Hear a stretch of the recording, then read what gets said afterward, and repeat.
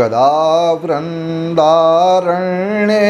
विमलयमुनातीरपुलिने चरन्तं गोविन्दं हलधरसुदामादिसहितम् अये कृष्ण स्वामिन् मधुरमुरलीवादन विभो प्रसीदेत्याक्रोशन्निमिषमिव नेष्यामि दिवसान्।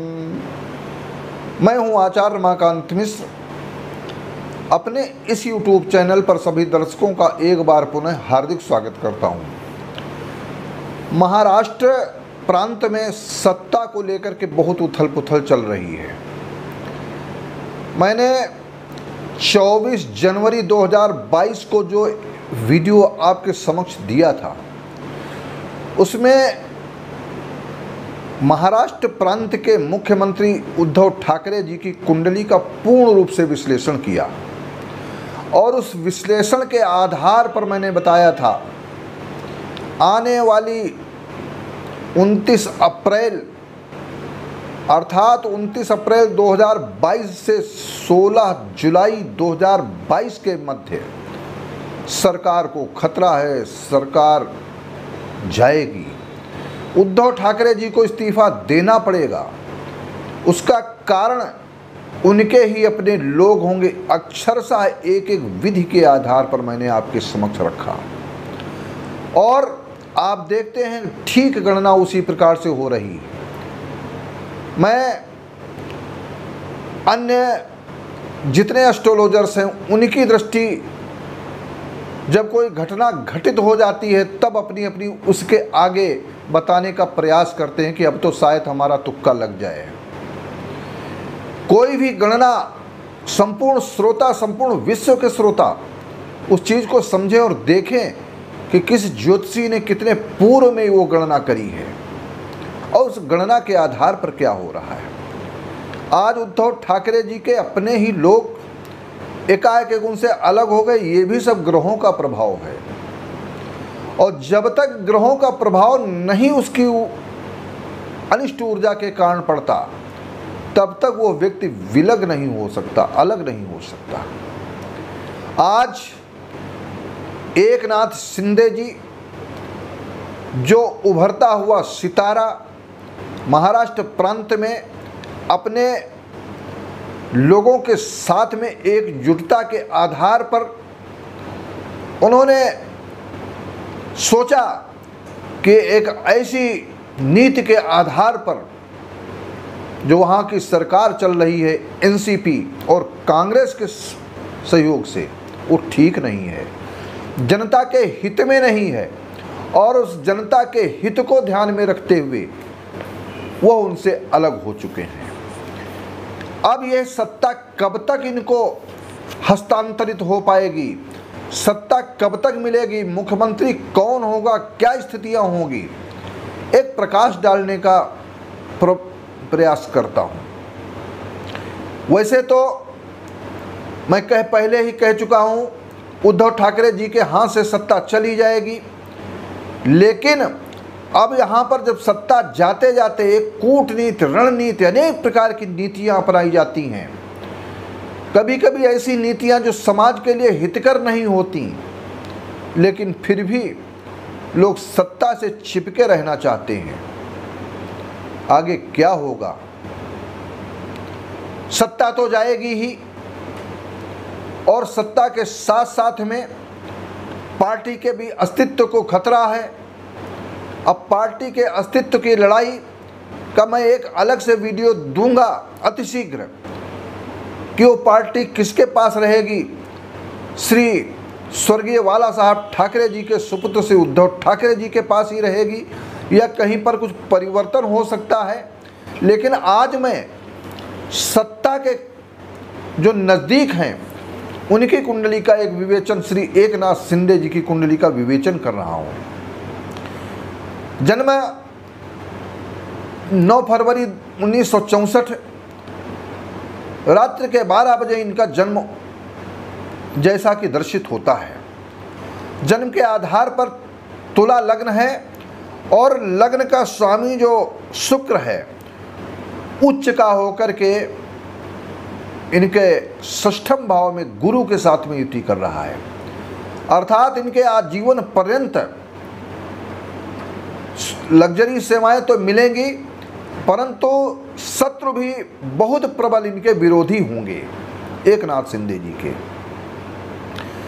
यह तृतीय भाव में केतु चंद्र युति के कारण इनका पूरा जीवन संघर्षमय होगा। जनता की सेवा के लिए उच्च का मंगल सूर्य और बुध के साथ में युति करके चतुर्थ भाव में राजनीतिक स्थान पर, इसलिए इनको राजनीतिक सुख सुविधाएं प्राप्त हो रही, आगे भी होंगी। और इस दृष्टि से पंचम भाव में स्वराशि शनि और नवम भाव में उच्च का राहु विद्यमान है। वर्तमान समय में 2013 से 2031 तक राहु की महादशा चल रही है, जो उच्च का राहु भाग्य स्थान पर विराजमान होकर के सत्ता सुख प्रदान कर रहा है। इधर उद्धव ठाकरे जी की कुंडली में मैंने नवमांश चक्र के आधार पर कहा था कि ठीक इसी प्रकार से ये गणना के आधार पर इनको सत्ता से विरत होना पड़ेगा, और वो कदम आगे बढ़ चुका है। अपने ही लोग इनके विरोधी बन गए ग्रहों के प्रभाव से, परंतु एकनाथ शिंदे जी को अभी थोड़ा संघर्ष झेलना पड़ेगा, और संघर्ष में संघर्षवान व्यक्ति की विजय होती है। लेकिन इनकी कुंडली में सूर्य और बुध एक साथ बैठे होने के कारण मंगल उच्च का है, और इस प्रकार से 18 अगस्त 2021 से लेकर के और 5 मार्च 2024 तक राहु की महादशा में बुध का अंतर रहेगा, और बुध उच्च का होकर के भाग्येश होकर के चतुर्थ भाव में जो जनता की सेवा का स्थान, अर्थात ये वहाँ केंद्र भाव और जनता की सेवा करने के लिए तत्पर हैं और होते रहेंगे, ऐसी स्थितियां हैं। कारण राहु की महादशा में बुध का अंतर और बुध भाग्येश है, और चतुर्थ भाव में जो राजनीतिक स्थान है वहाँ पर 3 ग्रहों के उच्च के मंगल के साथ में सूर्य के साथ ही युति कर रहा है। ऐसी स्थितियां इनके लिए अनुकूल दिखाई पड़ती हैं, परंतु मंगल और बुध, मंगल उच्च का है, इसका भी अपना प्रभाव है, परंतु उच्च पद प्राप्त होगा आज तक के दृष्टि से। साथ साथ इनका मंगल मार्केश भी है, मंगल बाधक भी है, परंतु मंगल नहीं, राहु की महादशा और बुध के अंतर के कारण इनको आने वाले समय में सफलता दिखाई देती है। लेकिन संघर्ष इतना कठिन है कि नवमांश कुंडली में 12 जुलाई के पूर्व, वैसे 12 जुलाई को फिर शनि मकर राशि में आ जाएगा, 23 अक्टूबर तक रहेगा। यह 12 जुलाई के पूर्व तक अपने प्रयास से, अपनी मेहनत से, अपने शौर्य से आगे बढ़ जाएंगे, परंतु 12 जुलाई यदि बीत गई तो कुछ कठिनाइयां भी होने वाली हैं एकनाथ शिंदे जी के लिए। लेकिन उधर जब मैंने भारतीय जनता पार्टी के जो पूर्व के मुख्यमंत्री हैं देवेंद्र फडणवीस जी की कुंडली का भी निरीक्षण किया है, तो उनके भी ग्रह इस समय बहुत प्रबल नहीं है, लेकिन सत्ता सुख प्राप्ति के योग हैं।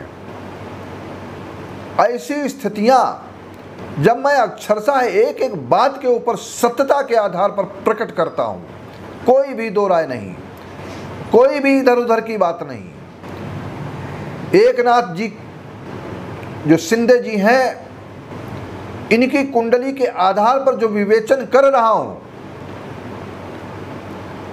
यह जितना ही मेहनत परिश्रम इनके ऊपर ग्रहण योग है।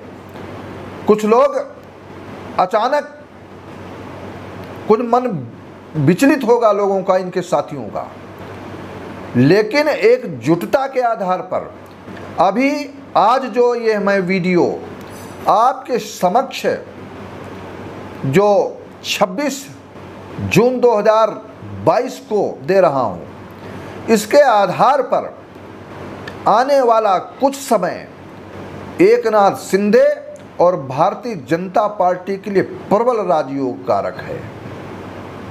और यह राजयोग कारक अभी तक किसी न किसी परिस्थितियों में, चाहे वह कोई भी परिस्थिति रही हो, ग्रहों का प्रभाव रहा हो, जो राज्यपाल इसमें हस्तक्षेप नहीं कर पाए हैं।